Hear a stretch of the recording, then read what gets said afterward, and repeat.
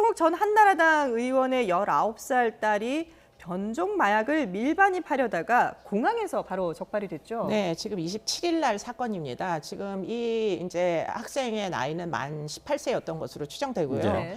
미국에서 이제 학부 대학을 입학을 해서 다니고 있던 와중에 이제 하와이를 거쳐서 한국으로 들어오는데 호놀룰루 발 이제 항공을 타고 이제 들어오다가 결국은 국내에서 이제 검거가 된 상황이고요. 네네. 지금 이제 액상 대마와 LSD 같은 것들을 이제 그 밀반입을 했다고 합니다. 예. 그런데 이제 일반 대마초보다 이 액상 대마가 환각 작용이 굉장히 높아요. 네. 더군다나 이제 LSD 같은 경우에는 이건 완전 이제 아주 마약 성분이 강하거든요. 그런데 그냥 단순히 이런 물질을 이제 운반을 한 것뿐만 아니라 본인도 이제 복용을 했던 그러한 네네. 이제 그 흔적들이 있어서 이런 네. 부분에 대해서는 앞으로 수사가 이루어질 것으로 보입니다. 근데 구속영장을 청구했는데 이건 기각이 되지 않았습니까? 왜 그런 건가요? 검찰에서는 마약을 밀반입했고 그 양이 상당히 많았기 때문에 예. 구속영장을 청구했습니다. 그렇지만 법원에서는 기각을 했는데 그 사유가 증거인멸, 도망의 염려가 없고 특히나 초범인데다 피의자가 나이가 어리다는 점이 상당 부분 작용했다라고 분석되고 있습니다. 그렇군요.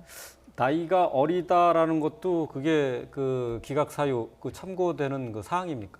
실제로 어떤 범죄가 이루어졌을 때 미성년자인 경우에는 네. 개호 가능성이 있다는 이유로 되도록이면 구속을 하지 않으려는 경향이 상당히 많습니다. 예. 그래도 특히나 만 그 19세 이상이면은 네. 법적으로 그 형사적인 책임도 져야 되는 나이 아닌가요? 그렇지만 청소년 보호법에 적용을 받는 대상이기 때문에 네. 되도록이면 구속을 하지 않으려고 하고 또 미성년자인 경우에는 부모 등 사회적 유대관계가 분명하면 되도록이면 구속을 하지 않으려는 경향은 분명히 남아 있습니다. 그렇군요. 어쨌든 이번 일이 벌어지고 나서 홍 전 의원은 자신의 불찰이다, 제대로 가르치지 못해서 죄송하다라면서 바로 사과문을 올렸죠. 네, 네. 페이스북에다가 이제 사과문을 올렸습니다. 예. 그래서 못난 아버지로서 어떤 질책이라도 달게 받겠다 이렇게 이제 올려서 네. 뭐 즉각적인 이제 사과문이라서 적절해 보이기는 합니다만 뭐 많은 사람들이 아마 실망을 했을 것으로 추정됩니다. 이분이 네. 사실은 18대 국회의원이었고 그렇죠. 굉장히 젊은 주자 중에 뭐 굉장히 기대를 많이 한 몸에 받았던 사람 중에 하나였고 그러다 보니까 지금 굉장히 좀 안타까운 물 갖는 사람들이 많을 것으로 보이고요. 이후에 이분이 이제 나는 정치를 하지 않겠다 하고서는 이제 사업가로 변신을 했었고 네네. 그래서 이제 신문사를 아마 그렇죠. 언론사를 하나 인수를 했다가 요번에 이제 정리를 하신 걸로 보이고 네. 현재도 이제 유기농 제품을 다루는 어떤 이제 식품 회사를 운영을 뭐 성공적으로 운영하고 있는 것으로 알고 있습니다. 네. 그러나 이제 이번 사건으로 지금 상당 부분 이제 본인도 굉장히 많이 좀 이렇게 경각심을 갖는 것으로 보입니다. 네.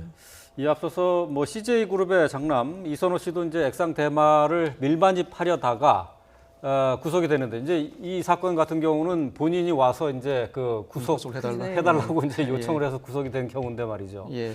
재판을 앞두고 있죠. 마약류 관리법 위반으로 구속 기소됐고요. 오는 7일에 첫 공판이 진행됩니다. 이선호 씨가 변호인을 선임해서 이 재판을 준비 중인데 네.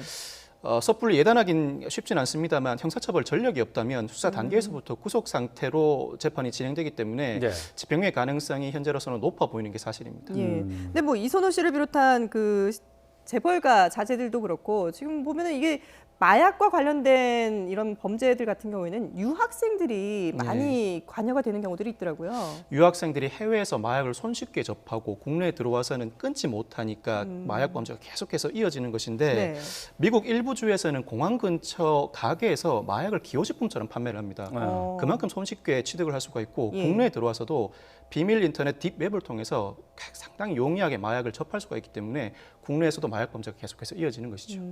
이게 마약이 정말 한번 발을 들이면 끊기가 쉽지 않은가 봅니다. 끊기가 쉽지가 않죠. 예. 더군다나 이게 그냥 처음에는 이제 재미로 대마초부터 시작하지만 네. 문제는 액상으로 넘어가고 그래서 다른 화학 물질에 접근하기 시작하면은 중독이 이제 진행이 되니까 뭐 약물 의존증 같은 게 일단 생기기 시작하면 중단하기는 일단 자발적으로 중단하기는 매우 어렵습니다. 예. 그러다 보니까 뭐 조기 유학을 가서 외로움을 이런 식으로 이제 달래는 유학생들이 특히 이제 한국으로 입국을 할 때 이 네. 마약을 반입하다가 걸리는 사건들이 많지 않습니까? 네. 그만큼 끊기가 어렵다는 이야기인 거죠. 네. 자, 그 여기서 좀 궁금한 건 말이죠. 그러면은 해외에서는 좀 마약을 접하기가 좀 쉽단 말이죠. 네. 그 국내에서보다는 그 해외에서 그러면 마약을 투약하거나 복용한 경우에 네. 이 사실 자체만으로도 국내에서 처벌이 가능합니까? 미국에서는 일부 주에서 기호용, 의료용 대마가 합법이고 캐나다는 최근 캐나다 전역에서 네. 대마 유통을 합법화시켰습니다. 예. 그럼에도 불구하고 우리나라 국민이 미국이나 캐나다에서 대마를 흡입할 경우에는 형사처벌을 받습니다. 네. 우리나라 형법은 속죄주의뿐만 아니라 속인주의를 취하고 있기 때문에 예. 우리나라 국민이 세계 어디에서도 우리나라 형법에 반하는 행동을 하면 우리나라 형법에 따라 형사처벌을 할 수가 있습니다. 그렇군요. 그러면 지금 홍정욱 전 의원의 딸 같은 경우는 일단 구속은 되지 않았지만 법적으로는 책임이 전혀 없는 겁니까? 책임이 없는 게 아니죠. 당연히 그렇죠. 불구속 상태로 기소가 네. 될 것이고 집행유예가 예상은 되지만 손쉽게 집행유예가 나올 것이라고 단정은 못합니다. 예. 초범인데 만약 초범이지만 예. 대량으로 마약을 구매해 왔고 상습범일 가능성을 충분히 배제하지 못하는 네네. 상황이죠. 그렇기 때문에 앞으로 수사 과정에서도 중요한 수사 협조를 해주어야 할 것이고 사회적 유대관계가 분명하다는 점 그리고 본인이 진지하게 반성하고 있다는 점을 강조해야 집행유예를 받을 수 있을 것으로 예상됩니다. 네.